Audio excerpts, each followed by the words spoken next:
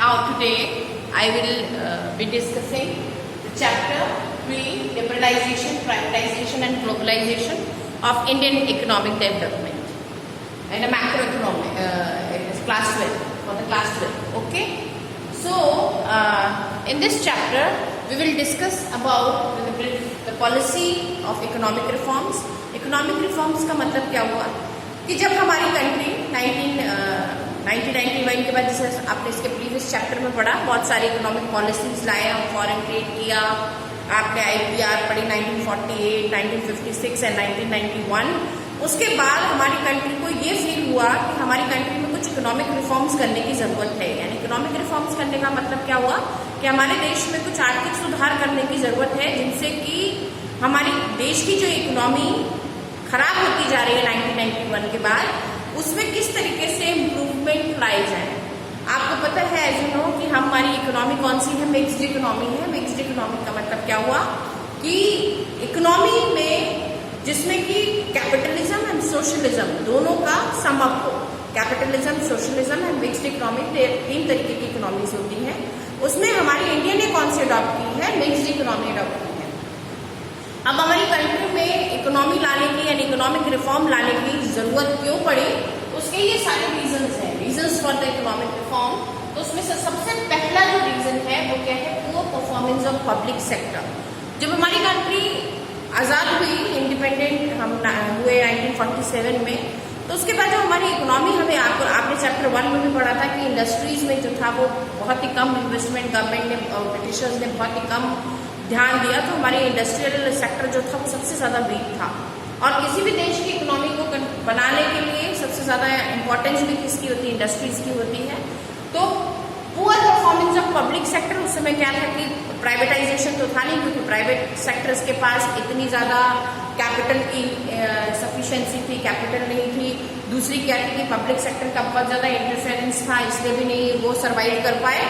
तो public sector ने जब अपने आप को टेक ओवर किया पूरी इंडियन इकोनॉमी को, तो पब्लिक सेक्टर की जो परफॉर्मेंस थी वो क्या थी, बहुत ही पुअर इन द सेंस उनके पास में कैपिटल नहीं थी, उतनी ज़्यादा पॉलिसीज नहीं थी, जिसके की कारण देश की जो इकोनॉमी थी वो पूरी तरीके से बैठने लग गई। यानी कि देश की इकोनॉमी पूरी तरीके से अफेक्टेड हो गई। पहला रीजन यही है, poor performance of public sector, यानी कि देश की इकोनॉमी को कंट्रोल नहीं कर पाई पब्लिक सेक्टर। उसने ज़्यादा से ज़्यादा इंडस्ट्रियलाइजेशन नहीं किया, ज़्यादा से ज़्यादा इंडस्ट्रीज नहीं डेवलप की, इंडस्ट्रीज नहीं डेवलप की, लोगों को एम्प्लॉयमेंट अपॉर्चुनिटीज नहीं मिल पाई, जिसके कारण कि देश की इकोनॉमी धीरे धीरे बैठने लग गई। इसीलिए इकोनॉमिक रिफॉर्म करने की हमारी कंट्री में जरूरत पड़ी। सेकेंड पॉइंट है deficit in balance of payment. आपको पता है कि जिस तरीके की इंडियन इकोनॉमी है, तो हमने क्या किया है, हम पूरी तरीके से फॉरेन कंट्रीज पे डिपेंड हैं अपनी डिमांड पे। आज भी इंपोर्ट सब्स्टिट्यूशन, ये सब सारी सेल्फ रिलायंस, ये सारी चीज़ें, लोकल से वोकल, ये सारी चीज़ें हो रही हैं, लेकिन फिर भी आज भी हमारा जो बैलेंस ऑफ पेमेंट है वो क्या है, डेफिसिट है। डेफिसिट का मीन्स क्या होता है, it means a loss. When we import जो है हमारा, जब हमारा इम्पोर्ट जो है वो हम क्या कर रहे हैं, ज़्यादा कर रहे हैं इन कंपैरिजन टू एक्सपोर्ट। यानी कि आज भी हमारा जो है वो इम्पोर्ट ज़्यादा है एक्सपोर्ट से। डेफिसिट का मतलब क्या हुआ, लॉस। इट मीन्स कि बैलेंस ऑफ पेमेंट का लॉस है। लॉस मतलब कि इम्पोर्ट जो है वो ज़्यादा है और एक्सपोर्ट से, इसलिए इकोनॉमिक रिफॉर्म करने की जरूरत इंडिया में पड़ी। थर्ड रीजन है inflationary pressure. What is the meaning of inflation? Inflation आपने क्लास 12 में भी, मैक्रो इकोनॉमिक्स में भी पढ़ा है और 11th में भी पढ़ा है। इन्फ्लेशन का मतलब होता है जब चीज़ों के प्राइस जो होते हैं वो इंक्रीज होने लगे, यानी कि प्राइस का जो प्रेशर है वो ज़्यादा होने लगे। दिस प्रेशर इज कॉल्ड ना इन्फ्लेशनरी प्रेशर। चीज़ों के प्राइस कब बढ़ते हैं, चीज़ों के प्राइस उस सिचुएशन पे बढ़ते हैं जब लोगों की डिमांड जो हो वो ज़्यादा हो और मार्केट में उस प्रोडक्ट की सप्लाई क्या हो, कम हो, या फिर मार्केट में मनी सप्लाई ज़्यादा हो, उसके कंपैरिजन में चीज़ें जो हो वो मार्केट में क्या हो, कम अवेलेबल हो, जिसके कारण की चीज़ों के प्राइस क्या होते हैं, बढ़ते जाते हैं। तो इन्फ्लेशनरी प्रेशर हो रहा था, यानी कि लोगों की डिमांड थी बट उसके अकॉर्डिंग मार्केट में सप्लाई नहीं हो पा रही थी, उसके अकॉर्डिंग मार्केट में चीज़ों का प्रोडक्शन नहीं हो पा रहा था। इसलिए हमारी कंट्री में इकोनॉमिक रिफॉर्म लाने की जरूरत पड़ी। ठीक है। नेक्स्ट रीजन है fall in the foreign foreign exchange reserve. अब आप हर चीज पे फॉरेन कंट्री पे डिपेंड है। आप इंपोर्ट ज्यादा कर रहे हैं, जैसा मैंने इसमें वाले पॉइंट बताया, वो deficit in the balance of payment. आप हर चीज इंपोर्ट कर रहे हैं, आप बाहर से चीजें मंगा रहे हैं, तो इट मीन्स क्या हो रहा है, आप उनको खरीदने के लिए क्या दे रहे हैं, आप उनको खरीदने के लिए पैसे दे रहे हैं। पैसे किस चीज में दे रहे हैं, फॉरेन एक्सचेंज में दे रहे हैं। फॉरेन एक्सचेंज मतलब आप उस चीज के लिए अपने लिमिट से ज्यादा पैसा दे रहे हैं, फॉरेन एक्सचेंज में उसका पेमेंट कर रहे हैं। तो हमारे फॉरेन एक्सचेंज रिजर्व धीरे धीरे, जो हमारे पास फॉरेन एक्सचेंज है, इसकी अवेलेबिलिटी है, वो धीरे धीरे क्या होती जा रही है, वो धीरे धीरे आपकी कम होती जा रही है। इसलिए भी इकोनॉमिक रिफॉर्म करने की जरूरत पड़ी। क्यों? क्योंकि हमारे पास जो फॉरेन रिजर्व था वो भी क्या हो रहा था, कम हो रहा था। नेक्स्ट पॉइंट है huge burden of dates.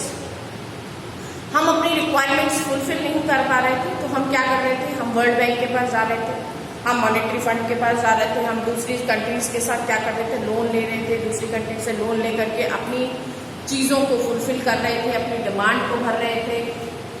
Deficit हो रहा था। डेफिसिट का मतलब कि क्या हो रहा था कि हम बाहर की कंट्री से जो भी सामान ले रहे हैं उसका हम पेमेंट नहीं कर पा रहे हैं, उस पेमेंट को फुलफिल करने के लिए हम दूसरी कंट्री से लोन लेकर के उसको भर रहे हैं। तो ये सारी चीजें क्या थी, हम क्या हो रहे थे, इंडिया हमारी क्या हो रही थी, इंडिया हमारी कर्जदार हो रही थी बाहर की कंट्रीज की। इसलिए भी हमारी कंट्री में क्या करने की जरूरत पड़ी, इकोनॉमिक रिफॉर्म लाने की जरूरत पड़ी, यानी कि देश में आर्थिक सुधार लाने की जरूरत पड़ी, क्योंकि हमारी इंडिया की जो इकोनॉमिक कंडीशन थी वो बहुत ही वर्स्ट हो रही। नेक्स्ट आता है इनएफिशिएंट मैनेजमेंट। इनएफिशिएंट मैनेजमेंट का मतलब गवर्नमेंट किसी भी चीज को कंट्रोल ही नहीं कर पा रही थी, यानी कि गवर्नमेंट प्राइवेट सेक्टर को, पब्लिक सेक्टर को भी पूरी तरीके से मेंटेन नहीं कर पा रही थी। जैसे कि टैक्स लगा करके गवर्नमेंट क्या करती है, टैक्स लगा करके अर्निंग करती है, तो टैक्स पॉलिसीज भी नहीं ठीक से डिसाइड कर पा रही थी। तो ये सारे जो रीजंस हैं किस चीज के हैं कि इकोनॉमिक रिफॉर्म, क्या किन चीजों को लेकर के हमारी कंट्री में इकोनॉमिक रिफॉर्म की जरूरत पड़ी, यानी कि देश में आर्थिक सुधार लाने की जरूरत पड़ी। कौन कौन से पॉइंट्स हैं, poor performance of the public sector, deficit and balance of payment, inflationary pressure, fall in the foreign exchange rate, huge burden of debt and inefficient management। इसी के बाद जो पॉलिसी लाई गई, main policies of new economic policy, यानी कि new economic policy जो 1991 में लाई गई, उसकी जो मेन पॉलिसी मतलब मेन एलिमेंट्स जो हैं वो ये तीन है, लिबरलाइजेशन, प्राइवेटाइजेशन एंड ग्लोबलाइजेशन। इसको शॉर्ट फॉर्म में एलपीजी भी कहते हैं, इसीलिए इसे एलपीजी पॉलिसी भी कहते हैं। एलपीजी मीन्स लिबरलाइजेशन का एल, प्राइवेटाइजेशन का पी एंड ग्लोबलाइजेशन। सबसे पहले क्या सोचा गया जब इस तरीके की कंडीशन हो गई, इकोनॉमिक रिफॉर्म लाने की जरूरत हो गई, तो सबसे पहले तो हमारी कंट्री क्योंकि इतने टैक्स बर्डन में थी, इतने डेब्ट में थी कि उसने क्या किया, WTO से, वर्ल्ड बैंक से और इंटरनेशनल मॉनेटरी फंड यानी IMF से $7 बिलियन का तो पहले लोन लिया कि इस चीज को कंपनसेट करेंगे। उसके बाद उसने इस चीज को सोचा कि इस तरीके से कड़क बन के तो हमारा काम चलना नहीं है, हमें करने के लिए क्या चाहिए, हमें करने के लिए चाहिए होगा कि हम अपनी पॉलिसी को बनाने के लिए हमें क्या करना चाहिए, हमें अपनी पॉलिसी कुछ लिबरल रखनी पड़ेगी। जैसे कि हमें अगर अपनी कंट्री में ये चीज पता चल जाती है कि हमारा जो है काम इस तरीके से कड़क बन के नहीं चलना है, तो हमें अपनी पॉलिसीज कुछ लिबरल करनी होगी, तभी हमारी कंट्री में क्या आएगा, पैसा आएगा। तो सबसे पहले लिबरलाइजेशन किस में किया गया, लिबरल का मतलब क्या है, लिबरलाइजेशन का मतलब क्या है, अपनी पॉलिसीज में लिबरल करना। लिबरल का मतलब क्या हुआ कि आपके जो रिस्ट्रिक्शन लगा रखे हैं, यानी कि आपने पब्लिक सेक्टर के अलावा प्राइवेट सेक्टर को आप एंट्री नहीं दे रहे थे, पहले तो आपको लिबरल होना पड़ेगा कि प्राइवेट सेक्टर्स को अपने इंडस्ट्रियल सेक्टर में आने देना पड़ेगा, जिससे कि लोगों को एम्प्लॉयमेंट अपॉर्चुनिटीज जनरेट हो, इनकम हो, तभी तो। और उसके बाद जो टैक्स एंड टैरिफ्स हैं, यानी इम्पोर्ट पे या एक्सपोर्ट पे जो आपने टैक्सेस, हैवी टैक्सेस इम्पोज कर रखे हैं, उसको खत्म करना पड़ेगा। डी लाइसेंसिंग करनी पड़ेगी। डी लाइसेंसिंग का मतलब हर चीज के लिए लाइसेंस लेना अनिवार्य नहीं करना होगा, उसमें थोड़ी सी अपनी पॉलिसीज लिबरल करनी पड़ेगी। डिसइन्वेस्टमेंट करना होगा, यानी कि जिन सेक्टर्स में पब्लिक सेक्टर का पूरा इंटरफेरेंस है, उसको कुछ अपने शेयर एंड बॉन्ड्स जो हैं वो प्राइवेट सेक्टर को हैंड ओवर करने पड़ेंगे। इस तरीके से लिबरल पॉलिसी अपनानी पड़ेगी, तभी हम अपने देश में क्या कर पाएंगे, इकोनॉमिक रिफॉर्म ला पाएंगे, यानी कि देश का आर्थिक सुधार जो है वो कर पाएंगे। नेक्स्ट है इसमें प्राइवेटाइजेशन। और क्या कर सकते हैं, प्राइवेटाइजेशन, देखिए नाम में ही है privatisation, it means private industries को क्या करेंगे, हुकअप करेंगे, उनको बढ़ाएंगे। जितना ज़्यादा आप प्राइवेट सेक्टर्स में इन्वॉल्वमेंट रखेंगे, यानी कि प्राइवेट सेक्टर्स यानी कि जो प्रॉफिट कमा के दें देश को, जो एम्प्लॉयमेंट अपॉर्चुनिटीज जनरेट करें उनको, दूसरी चीज़ें क्या करें कि बाहर की कंट्री से भी कनेक्ट करें, यानी कि आप जब प्राइवेटाइजेशन करते हैं तो क्या करते हैं कि बाहर की कंट्री से भी आप न्यू टेक्नोलॉजी से अवेयर होते हैं, बाहर की कंट्री से भी आपका अच्छा कॉम्बिनेशन बनता है। नेक्स्ट इसमें जो टर्म है ग्लोबलाइजेशन। ग्लोबलाइजेशन इट मीन्स कि किसी भी देश को तरक्की करने के लिए क्या करना पड़ेगा, उसको ग्लोबली अपनी इंडस्ट्रीज को सेटअप करना पड़ेगा। ग्लोबली सेटअप करने का मतलब कि बाहर की कंट्रीज इंडिया में आके इन्वेस्टमेंट करें, जैसे आप FDI कहते हैं, फॉरेन डायरेक्ट इन्वेस्टमेंट, या फिर हम उनसे कुछ टेक्नोलॉजी लें, या हम अपना जो सामान बना रहे हैं वो बाहर की कंट्रीज में सेल करें, परचेज करें, एक्सपोर्ट इम्पोर्ट करें। इस तरीके से अगर हम अपनी टेक्निक्स को अपनाएंगे ग्लोबली, अगर हम अपने एक्सपोर्ट एंड इम्पोर्ट करेंगे, तभी उस देश का डेवलपमेंट होगा।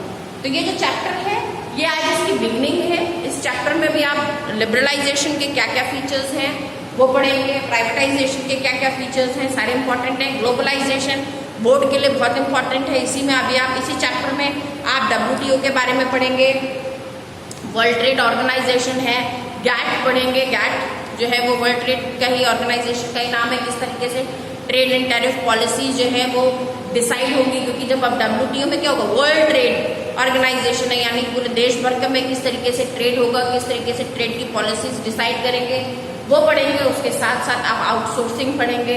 आउटसोर्सिंग का मतलब भी यही होता है, जैसे आप देखते हैं आप अपने आसपास कितने भी कॉल सेंटर्स खुले हुए हैं, BPOs खुले हुए हैं, मल्टीनेशनल कंपनीज खुली हुई हैं, ये सारी चीज़ें क्या हैं, ये सारी चीज़ें आउटसोर्सिंग का ही एक तरीके से एग्जाम्पल है।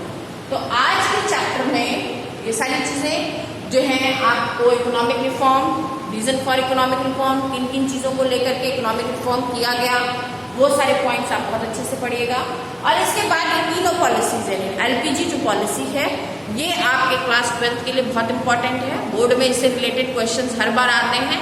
ग्लोबलाइजेशन पे आपका शॉर्ट नोट बहुत इंपॉर्टेंट है, और जैसे मैंने आपको बताया कि WTO और आउटसोर्सिंग, इन पे भी शॉर्ट नोट आप लोग प्रिपेयर करके रखिए। Thank you.